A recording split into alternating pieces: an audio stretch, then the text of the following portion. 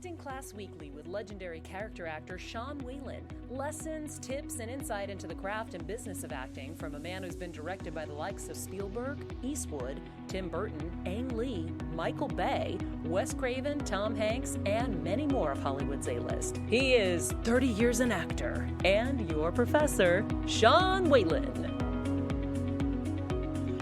Hello, everybody. Welcome to Acting Class Weekly with Sean Whalen. Roxy, my co-host, was phenomenal with me as always. Hello, how are you? I gotta say, I missed that intro. I missed it. It always makes me embarrassed, as you know. So that's why I like that it's still going. I like that we're still jamming to it. It's like making up for lost time. It's coming back for the whole thing. Intro plays entire show. We missed it that much. Yes, and Mr. Funtabulous is here as well, grooving out. We never get to see the behind-the-scenes groove of dancing to these songs. The best part is I am doing this in the booth. You guys just don't know it, but I'm like Mr. Boppin in the booth. I'm just nice. I'm like a happy 12-year-old. You're the Steve Aoki of. Wow, of new media producers. That was incredibly hip of you, Sean. Stop. Do you know what? Enough already. At this point, because you've antagonized me just now, that was a full-on attack. I am attacking back to just say I am leaning into the blue, blue, blue. Have you noticed? Do you think I haven't? Do you think I didn't notice? Of course you did. Sean, every single day you decide to show up, Jeff and I. You decide to say, you know what, millennials, guess who's going to have the most followers on TikTok? You know what? Guess who has the bluest looking eyes? That's right. You know what? Guess who knows Steve Aoki's name? So I see you, Sean. I know what you're doing, and it's working, and I'm not happy about it. I understand that. And the only reason is, and I always have a justification, is because it was such a hard and dark time being a sea monkey that I needed to find the only window into my soul in this was my blue eyes. So that's how you made it through the time? That's how, yes. They said that's the only part that was me. Who is next to you? That is Mark, my makeup man. Wonderful. Mark, makeup man, also has very blue eyes. He was he was just the most calming, wonderful person in the world. People, what are we talking about? We're talking about back in 1992, I was a series regular, Mr. Funtabulous, on a TV show called The Amazing Live Sea Monkeys. It was a live action kids show with heavy prosthetics and Howie Mandel. And it was like a wacky Three Stooges type parody with a little Laurel and Hardy thrown in. And we were just these wacky, cartoony, almost like a SpongeBob SquarePants but live action. Three characters, but live action. So that's what we're going to be talking about today. Please listen to part one. Last week, you're going to get an intro. I dropped the little history. Mr. Funtabulous, Miss Phenomenal have been begging for this story for months. I finally broke it out last week, and there's just so much that I could see, and Roxy's quivering lips dying to dive into this for more questions, that we just had to roll it over because I kind of laid out the journey. Again, that's part one of Sean was a sea monkey on TV, part one. This is part two. But we'll give you a brief rundown before we get into it. But before we say quickly, Sean, just before we move on, if the other benefit of listening to last week from a practical standpoint is you got a lot into the mechanics and challenges of acting in prosthetics, which for your listeners, I think is really valuable because they, may or may not be booking things in prosthetics. Yeah, exactly. And I, before we get into that, I want to jump in with Sean's week. And I think this week is, I persevered through the Sea Monkeys. We're persevering through the quarantine. I think the theme will be perseverance. I could use that. I could use that. Little of that. Ready? Desperately. Yeah. I'm perspirating, but perseverance I need. Yeah. That's it. Perspiring. Mm-hmm. Ready? 3, 2, 1. Sean's week. I think we all had the same take. Did any of you guys do this? I didn't see any fist pumps, and it feels like I did. You didn't see me do that? It kind of looked like a uppercut. Oh, I was doing it. My camera angle isn't great, but I was kind of. What happened with you, Jeff? I was kind of like FDR at the fireside chats, just kind of like, It's now gonna he's be trying to okay. one up us. Okay. No. He went the subtle route, which was we're gonna be okay. Yeah. I don't want to. No fight here. We're strong. We'll be fine. That's the take, right? Yeah. That's the take. That's the take. I got it. I feel it. So my week. So there was an open call for casting directors. I think I mentioned it last week, where they wanted you to put something on self-tape. I don't remember if I mentioned this part of it, but I wanted to showcase the fact that people know me as kind of broad and wacky from my early stuff, and usually kind of play bigger characters. So I wrote a very poignant thing about a dad trying to take his daughter to the daddy-daughter date, but he looked too scruffy and she was embarrassed to go with him. So the scene was at her bedroom door telling her that he called her stepfather because he's in real estate and has nice suits and he won't embarrass her. And he gets her reservations to her favorite restaurant, and then calls at the very end of the monologue. I call my boss and say, "Hey, just letting you know, I'm going to swing by. I don't need that suit jacket you let me borrow after all." And it's very sweet and sad, and but I thought they don't see me like that, so it was an opportunity to say, okay, I have the chance to showcase something that I want to show these people that's different. If I went in there and did like a wacky Disney Channel thing, I don't think it would surprise anybody, but I wanted to do something kind of different. So it was an opportunity. And so I just wrote my own thing. Sean, how long was the piece? And because you were writing your own, was there a reader with you, or it was a complete monologue? Yeah, I had my girlfriend reading the teenage daughter. It was about 1:45. I did it. The one version I loved was 2 minutes and 20 seconds, but they literally said 1 to 2 minutes. So as I've said in my show before, guys, follow instructions. So don't send in a 2:20 if they say between 1 and 2. So I cut it and did it to 1, because my original one, the phone call was like, "Hey, I'm not going to need to come in late tomorrow for work, and tell the guys not to ask about it. She got sick and we couldn't go. I don't want them to, I don't want to pretend why I don't have any pictures or anything like that. And hey, I'm good for those extra shifts," because he spent all his money on these beautiful reservations at this French restaurant that he's letting the stepdaughter go with, or his daughter go with the stepdad. Sean, could we show it next week? Sure. I'm very proud of it. I think it'd be interesting to show it and then kind of break down. Like, I know a lot of it's about knowing your type, knowing what you're good at, playing to that. But then for you also playing to a type that you're not seen at because you're already established. So I think there's a lot of lessons in what you decided to write, the choices you decide to make when when you're given such a blank canvas. Yeah. And also, we've talked a lot about putting yourself on tape. So the lack of shadows, how to do it. I think that would be really interesting. Because even if you don't have relationships to casting directors, this is a really cool time to put yourself on tape.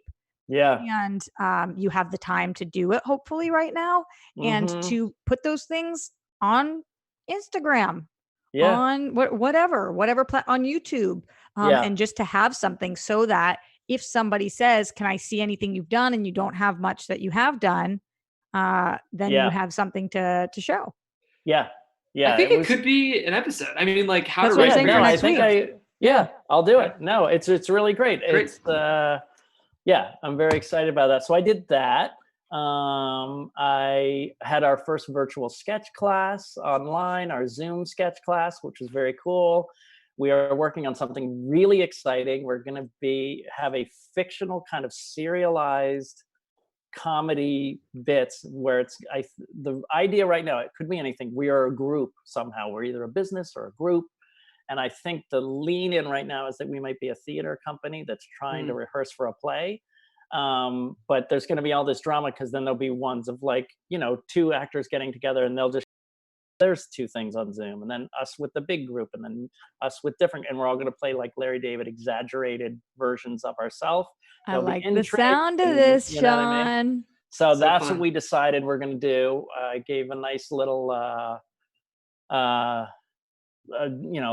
a big discount because, we're not in a class, together. So that's what we're doing. So if I could recruit you, Roxy, I would love it. Honestly, I think it's a yes. We have to talk about it. We will talk about it. I would love that.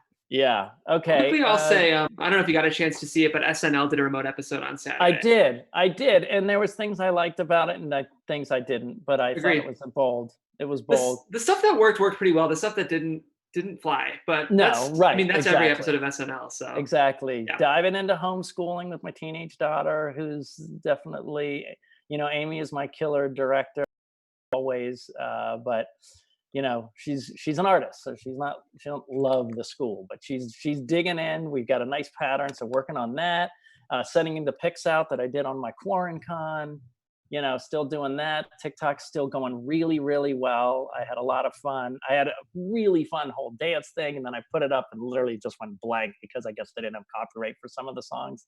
I thought I was. So, I'm having a lot of fun on that. And then on my very interesting talk with some people in the industry who are telling me the new frontier is going to be ones where they're going to be probably a lot more lower budget movies now. So I'm very excited about that because I have a nice little low budget movie that I'm Trust, which I've talked about before. Doug Van Weber, my partner in Psyche on Divine, just sent me a wonderful script. I love it. It's set in the 80s, so great. And that's kind of independent, so we're both very excited about possibilities of more independent movies. They think that's going to be the thing, because why? Theaters, concerts. I just heard Garcetti saying concerts probably for 2021, so movie theaters are going to be rough, so you can release independent movies on TV a lot easier. So yeah, I was just talking to somebody who is an employee, an AfterBuzz host, and also an employee of Universal theme parks, and she was saying that they are talking about, until there's a vaccine, that the park can't open in full capacity. And so this is Disney, right? This Universal. Universal, but Disney is having the same thing, and they furloughed their employees as of April 19th, the Disney ones. But there's going to be a need for content, and a lot of that content is going to be low budget because people are going to have even less choices. Like, you're going to be able to see movies, but they're going to have to be low budget movies, and there's going to be a lot of things that you can't do. So it's kind of interesting where the industry is right now. Well, that's why I'm excited about all the TikTok and the sketch idea and doing stuff like that, releasing stuff like that. It's going to definitely be fun. So, all of this, the only reason we're here is because of you and sharing all this stuff, and me, being very cruel about how blue my eyes are in the blue room with a blue jacket. But it's all for you. Maybe Roxy doesn't believe that, but it's for you. And we just want to make sure you can see more of my blue eyes. And how would they do that, Roxy? I don't know if I can roll my eyes quite big enough. Let's see. Your non-blue eyes. I do. My poop brown eyes. Your poop brown eyes. Listen, there are a million ways that you guys can support the show, and the things that we appreciate more than during this time. If you like, if you subscribe, if you leave a comment, all of those things help us know what content you guys want, and also help this community to grow. This community growing is really important to us, because then there's more people to answer questions. There's more people to support each other. Sean is always talking about networking, and we use this community as our own personal network. So, and you guys should be doing the same thing, and watching during this time where we lack connection. It's just been incredible to be able to see what you guys are thinking, what you want to learn more about. And we really appreciate you being here. I wanted to read a couple of comments. I went back to 2 previous episodes. One of them, Sean, this one's for you, because you're so hip. So I just wanted to give this really hip comment a read for you. Weston Ira says, this panel is, and then there is, it's followed by several emojis, Sean. There's 3 fire emojis. Nice. There's a thumbs up emoji. There's an emoji of a person with a monocle, and an emoji of somebody like this. So, Mr. Hip, what are we? What are they saying this panel is? We are a very curious professor that fell into a fireplace. Yes, that must be what the kids are saying these days. Meant. So I'm really happy with that. And then for the less hip, more adult people. Jeff, this one can be for you and I. This is a big one. This is from a couple of months ago. But I marked it because I wanted to read it and I never read it. From Ronald Montgomery. Ronald said, "Still catching up with the episodes. I just got done listening to the podcast and had to see this video. I'm not the normal actor, but am a voiceover talent. Find what you put out very useful. The two are similar. Would love to hear some information in the VO area also. You had mentioned dubs in past episodes, and I'm pretty sure you have friends in this niche." So thank you to Ronald for listening and catching up on these episodes. And Sean, what do you think about doing a VO centered? Yeah. My friend David Kaufman, who was Lisa Picote's husband, and Lisa Picote came in and talked about their child acting theater. Yeah. Mm-hmm. And so her husband, David Kaufman, who was in my very first commercial, did a lot. He was the voice of Danny Dangerous or Danny something. I know what you're talking about. Danny Phantom, right? Danny Phantom. Yeah. He was Danny Phantom. And he's been doing that in a while. And so, maybe I can get... that would be great. It's a little old school because but what's cool about David is he did on camera and off camera. You know what I mean? That's cool. So you could talk about the differences. Yeah, that would be really great. And then also quick shout out again. Last week, I gave a shout out to a friend of the show, Megan Lynn, who was an intern with us for a long time. Yes. And I didn't tell her I was going to give her a shout out. It was a little bit of a test just to see how real she was about listening to the show. And like an hour afterwards, she texted me and was like, oh my God, can't believe you gave me a shout out on the show. Nice. So I was like, wow, girl does listen. Wow, she's really listening. She listens twice. She must actually do it. So not that I ever And the only thing I forgot about my week and Sean's week was I had a very good meeting with a self-starter who's teaching me how to, monetize stuff on social media. And that would be you, Miss Roxy. I was going to say, you didn't mention me in your week. I'm so glad I gave... I literally had it on here. You saw it on the thing. Do you want to know, Jeff, how Sean repaid me for teaching him about all of the different ways that you could grow your fan base on the socials? He publicly offered you a part in his film. Okay, that happened prior to this. And my sketch class. Whose side are you really on, Jeff? Whose side are you on? Keep going. Go ahead. What he did was ridicule me on multiple occasions for touching my face in my own home. Don't touch your face. It was terrifying. Don't touch your face. It was terrifying to me. Stop touching your face. He's on your team. Yeah. If would you rather that I didn't care? That's the question. Yeah. It's just like the other one. It's just like the greasy question. Yeah. Right. You know who shouldn't touch their face? People who have CGI lists tactics and have to wear practicals and could smudge all of their stuff right off their face. Exactly. Boom, and that was one of our things when we used to eat lunch in our prosthetics. Those are the words. Yep.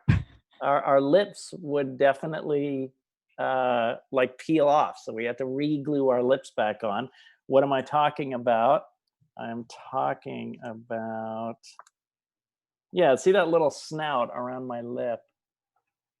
That big pink lip. Oh, that would all what is that? It's a prosthetic lip. And it's painted? But it's painted, so it looks like bigger and more exaggerated. So, okay. So how does a prosthetic lip attach? You did all the other pieces, right? So it was this piece right here. It was like a jaw piece.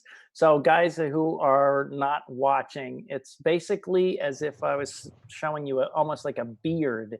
They would put a prosthetic here that was one full piece, and it went, and then it would. So they'd put the big pieces on here, and then as they got here, they took a tiny brush and glued that big lip part right onto my lip, like right on my lip. Did it essentially?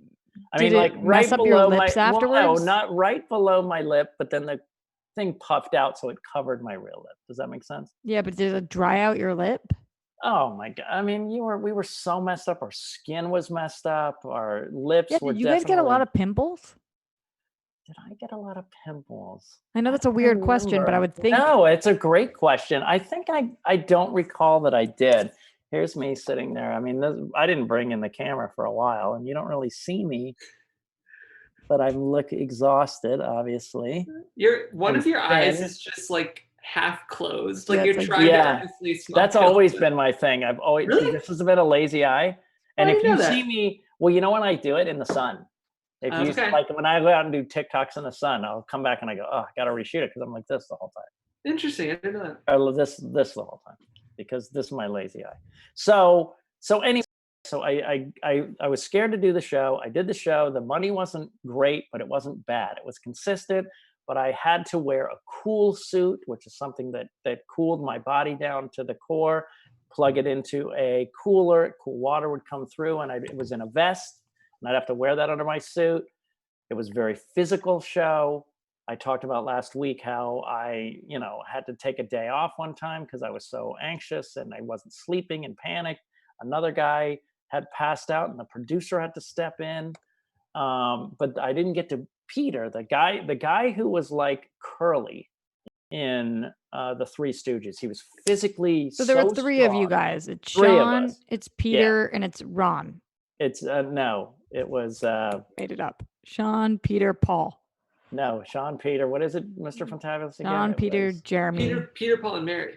Oh, No, you're it's- talking about your sorry. I can't, no, Rob LaBelle. Oh, I was Sorry. close with Ron. Come on. Sean, Peter, Rob. Right. So Rob, he passed out one day, and the producer had to step in because he was so exhausted. And I didn't. Now Peter was amazing. I mentioned this last week. He could do like the physicality where he was standing, he kicked a leg under and did a total backflip and landed on his back on the floor. In the like, prosthetics? In the prosthetics. Wouldn't they? Well, the special effects people would come in and give him, extra padding and things like that for his back. But he was a very old school physical comic that way, like very vaudevillian in that way. So he was really strong, and he one day was doing everything. And so I panicked and kind of bowed out. Rob like totally passed out. Bowed out of what? To push it. I asked to not shoot one day. I literally came to set right. and I go, don't put me in that makeup. I can't do it. I can't. I just can't. I'm just in a horrible place. Did you think they were going to fire you? I didn't know, but luckily the crew knew me enough and said, you just can't today. Just shoot around him. But how do you do that? How do you not? They shot around me and cut me from a couple scenes. And just literally said, where's Aquarius? And he's like, oh, he's still in the garden, whatever. Yeah. Kind of left me out of it or whatever. So Peter's was totally different. He just was raging, angry, got so mad, and just started yelling during a shoot. Screaming, yeah, during a shoot day, and just going, "I'm so fucking hot! I'm hot! I'm hot! I get," he was just so mad, and then they finally like let him go home for half the day. We all had a meltdown at one point. That's how crazy and tough it was. So start hitting me with these questions, Rox. Well, I think I've been hitting you with them because so he has that meltdown. Right. And what? Does everybody just understand and the next day it goes back to normal? Or how does that affect the set? Do you guys stop? Well, what we do is we did, we had to shoot around people again the same way where you would say, hey, where did so-and-so go? And, or just say, this is a good plan between me and Rob's character, But then the next day, is everybody cool with him? Or is there beef? Yeah. They knew how hard it was. I think I mentioned last week, there are crew people who are in tank tops and shorts, and we're covered in fat suits, prosthetics, gloves covering our hands and our feet. I mean, we were in super hot weather. So they all got it. And the producers knew it because one of the producers stepped in to play a role one day, and he realized how hellish it actually was. So and that made TV. What do you mean? Like that person, the producer was in the suit and nobody knows? Yes, he was in the prosthetic in an episode. He was playing Rob's character, but he just kind of was in the background, And that's when the tune really changed afterwards? Yes, they understood how bad it was. We got nicer chairs. We got like nice barber chairs or dentist type chairs, things like that. So, yeah, and I forget, like, I don't know, the special water bottles that we could sip more. I don't know. Things just got a little better, but they couldn't get that much better. Oh, he put more AC in our room, What like was the AC tube. Sean, I know that going into this, you talked to your reps and they said, we think you should still take this. It's still a series regular. Right. What was your conversation like with your representation as this was worse than you guys could have even imagined? I think they were concerned. I think if I recall, it was Pam Ellis who was my first agent, and she's still good friend, and I think she called and would talk to them, but just say, look, there's not a lot we can do. We're pushing for better conditions. I think they had a SAG rep come out one time, or an AFTRA, but it was AFTRA, so it wasn't even, I think it wasn't even covered by SAG, and AFTRA's got much smaller of a budget. And that's for TV. We're back. Now they're merged, but back then they were separate. The thing that happened, the big story that happened afterwards was I came out afterwards, and because the producer, I kept on saying, oh, he's going to Vegas. They just didn't seem to, they were like, man, the perception was, man, we're bummed that you're uncomfortable, but we're shooting. You know what I mean? It was. What do you mean you came out afterwards? I came out the other end afterwards. Oh. And my anxiety was peaking because of the claustrophobia and under the makeup and the sensitivity of losing weight and not eating. And so I had to go to therapy. And one of the questions was, if this is what the industry looks like, I'm not interested. I'm just not interested. They cared so much more about the show than us, Do you think that was your perception of it, or do you think that was true? I think it was a little bit of both. I think they were just trying to plow through, and they just didn't know. It was uncharted territory, to do prosthetics. People had done prosthetics for years, but this was, and think of Planet of the Apes when it was even less advanced. And they had, they were shooting in the desert and stuff like that. But there wasn't consistent physical comedy with just the same people. Do you know what I mean? Mm-hmm. So let's say one of those gorilla guys on the horses or whatever would have a scene or two, but that was it for a few days. You know what I mean? We were all day, every day, physical, 12 hours a day, And for months. For a couple months. So I was really messed up about this. And I think I talked about this on our mental health episode, but my therapist said something really great. She said, do me a favor. What do you like about acting? I said, oh, I love performing and I love making people laugh. I mean, I still found joy in making people laugh on the set, even of the Sea Monkeys. But she said, what do you like about it that has nothing to do with acting? Like nothing at all, not about the artistry or anything. And so she said, I want you to come back with those reasons.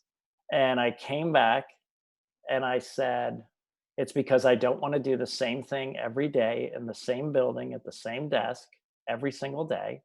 That would drive me crazy. I like that things change. I like the newness. I'm kind of ADD. And now that I learn more about it, I actually think I am on the spectrum of ADD. But I like the newness of it. I like something changing. But more than that, on the top of the list was, I love meeting new people. I just love meeting new people. I met wonderful people on this set. The makeup and hair department, the art department. I mean, most people, the Kyoto brothers, even the producer was a character, but I love meeting new people. And she said, well, that's what you have to hold on to. So when this stuff happens, you go, but at least I'm meeting new people and I'm not stuck at a desk job. Do you know what I mean? Did you use that in the future? Oh, absolutely. It's the two things that made me realize I got to stay in it, because the other stuff I already knew I liked. And what she said, which is also true, is if this is the way it is, that it's always new, then this too shall pass and there will be another one. And will it ever That's be this true. bad? And I said it as a joke last week, but the truth was I will never be a sea monkey again. I used that for the rest of my career. As long as anything got bad physically, I was tired, pushed to the limit, I would say, but at least I'm not a sea monkey anymore. So if Sean 2020 got to go talk to Sean 92, what would he say to prep him for this role? That everything is moment to moment, that you're going to learn so much about yourself. I would teach him everything I learned about anxiety and, not to ruminate on how uncomfortable it is. But once I got that book, You Can't Afford the Luxury of a Negative Thought, I would bring that to the set every day and read little passages about and I literally had to write down why I like doing it. And I'd read it every morning. And I'm meeting new people. I'm making decent money. I'm able to make people laugh. Like I had to read this piece of paper every day. And that second half after the breakdown was better. It was better. You mean after the one day you said that you couldn't do it? Yeah, that I could, where I just hit a wall. Yeah, that I hit a wall. But, they were also, like I said, mentioned last week, but want to expand on when they would come in and go, yeah, we might have more episodes. We might have less episodes. And we were all very torn. We wanted, maybe excited for the work, but we're terrified of the physical demands continuing. So every time they came in the morning, and finally they came in and the AD said, just stop coming in the morning in the makeup. It's hard enough. It's dark. It's 5 a.m. and they're putting cold glue all over their face. The AD said to who to stop coming in? Oh, sorry. Thanks. The producer, the exec producer, go, you're not welcome in this dressing room until the end of day, or until some other time. And the executive producers were the ones saying, going to Vegas, trying to get the money. I'm going to be, maybe it'll last. Maybe it won't. Maybe, it was always preempted by basketball games because it was on so late in the Saturday morning, like 11:30. So college ball would start at 11 and trumpet, you know what I mean? Yeah. And take it out. So,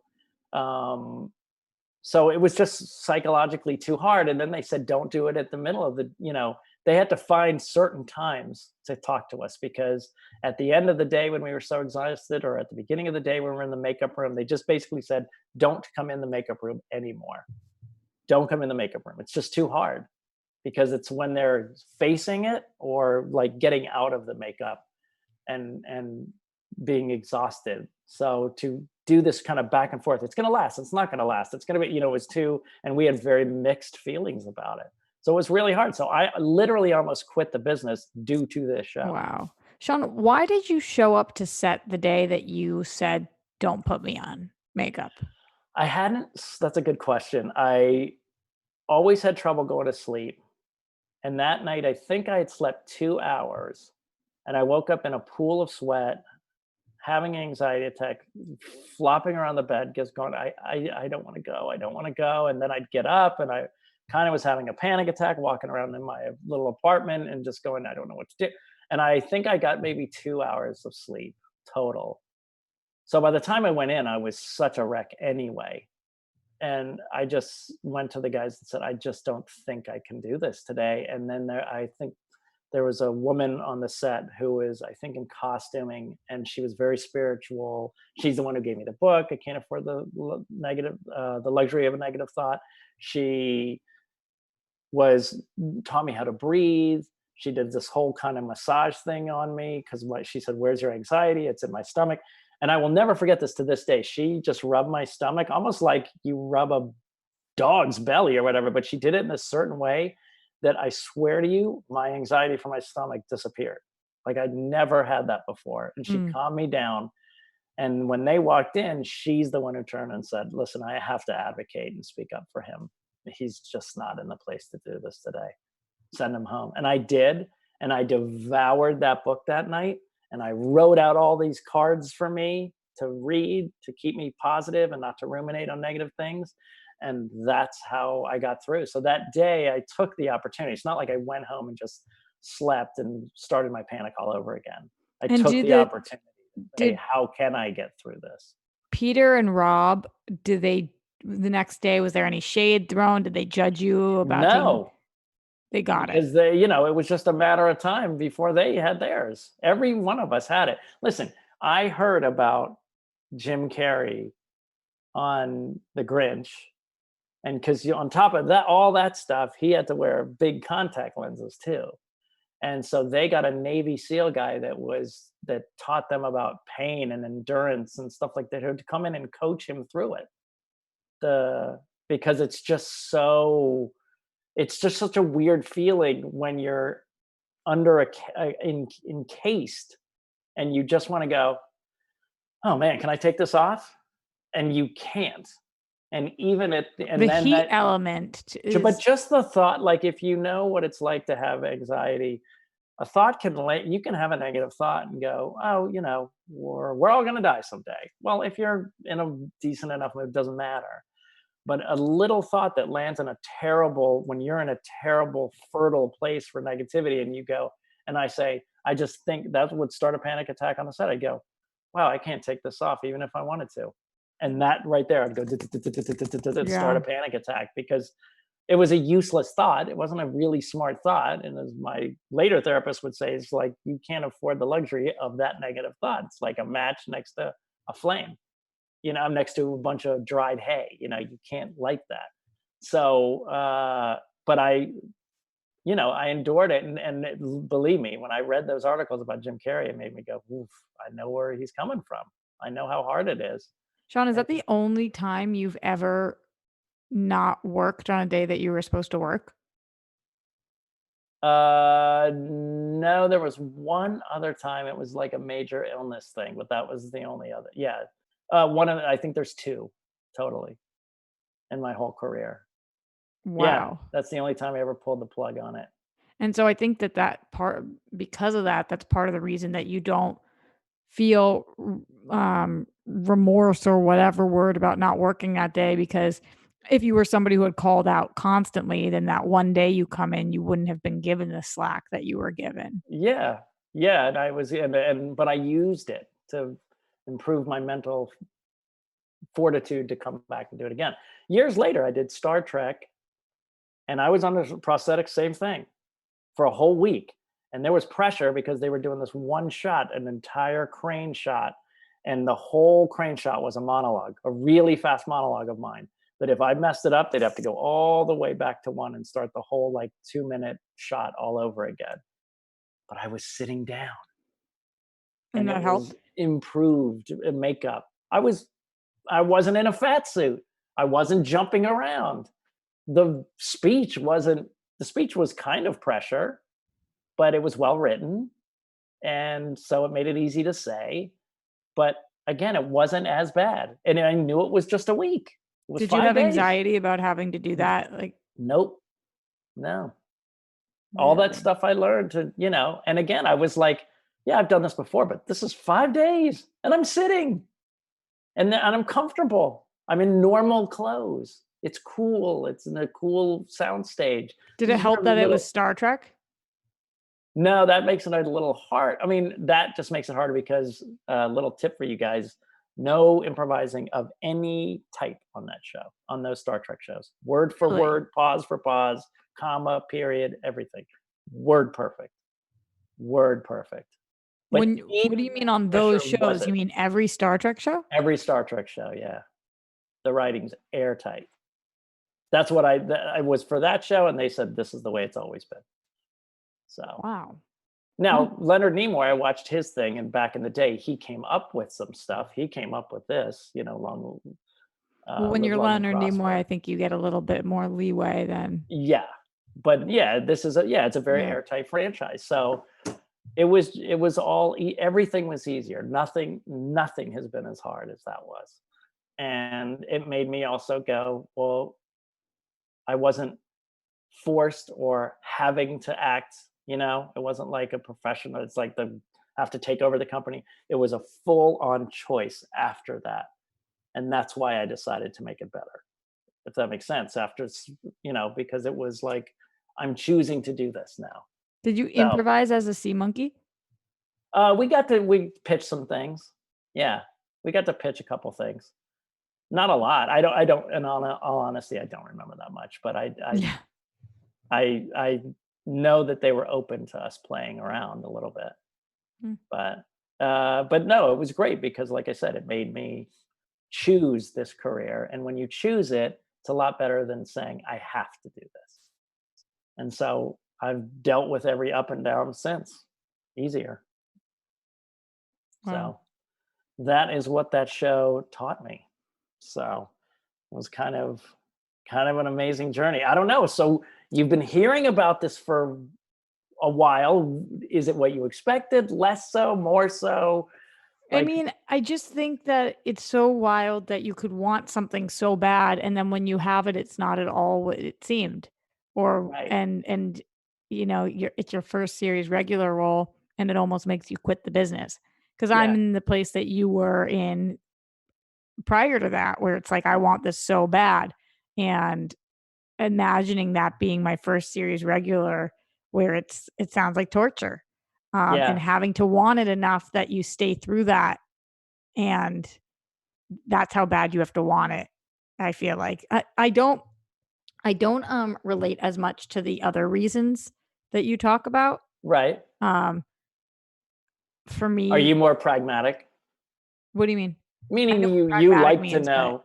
No, but you like to know where you're going to be and who you're working with. You know what I mean? No, no. I think that I like something new every day, but like for me, I am just like obsessed with stories. So you said it's not allowed to be about the art, but for me, I just like love hearing people tell stories in any capacity. Yeah. So since I love that, I think that and you know what? I might have. That's not what I came up with. Yeah. I like that too, but I can be honest, to this day, it's not as. That's still not on the list of like meeting new people and having, new stimulation. And I love adventure. And Yeah. it was an adventure, right? I like that too. I like adventure too. I like something different every day. But for me, like, I just love stories. I love them. Yeah. Yeah. Well, Even as believe weird as me. like sea monkeys and who ate a bunch of edibles and came up with that one? Yeah. It's a crazy, crazy story. No, believe me, I'm going to do a whole thing on TikTok. I thought about it after the show. I got to do because there's a whole new thing called story time and they tell these stories. And I was like, I got to tell this story. So, yeah. Also, shout out in the super chat. Thank you for supporting this network during this very tumultuous, strange time. Larry Lease, he says, just showing my support. Now, guys, hit that like button. Appreciate that, Larry. Thank your you, support Larry. means a lot. And yes, the network AfterBuzz really appreciates it. We also, just for anybody who doesn't know, we are still covering